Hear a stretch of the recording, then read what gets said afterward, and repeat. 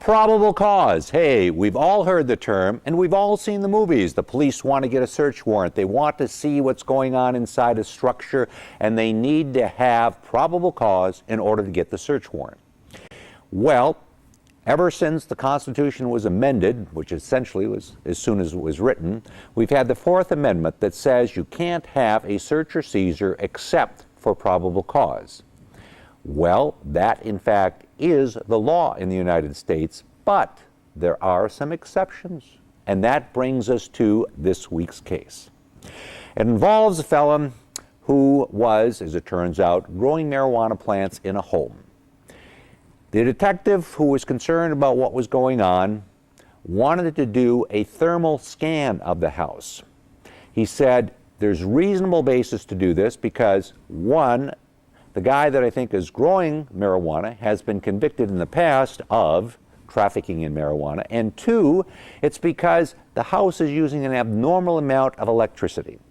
So the court issued a search warrant for a thermal scan. An aircraft flew over the house and found that the thermal pattern for the house matched growing areas for marijuana. Now, based on this additional evidence, the police were able to get a further search warrant that allowed them to actually enter the house, search it, and there they found over 500 marijuana plants. When the case was being tried, the defendant, the accused, said, hey, you can't bring in this evidence because the first search warrant, the one for the thermal scan, was based upon something less than probable cause. Well, what is probable cause? And the courts debate this all of the time. It's an area that is always being discussed, and every time someone is accused of a crime that which evidence was obtained through a search warrant, they always raise the issue of was there probable cause. Courts have a feel for this. Basically, it's more than a hunch. Some people say it's more likely than not. Others say that's too high of standards, but it certainly is more probable than it is likely.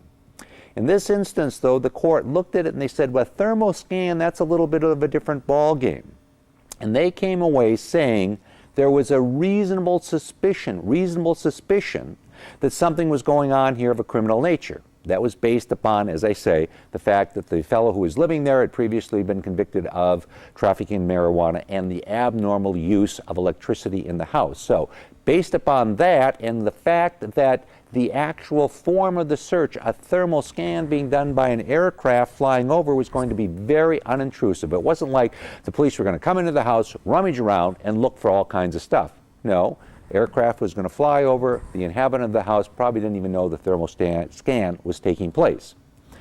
Based upon that, the court came away and said the underlying search warrant for the thermal scan, based upon a reasonable suspicion, is lawful. Therefore, that evidence comes in. That evidence is sufficient evidence to provide probable cause for doing the later actual search of the house. Okay. We bring you this case this week so that you better understand the law and how it works. And we do this every week because we want you to understand the law. My name's David Allen.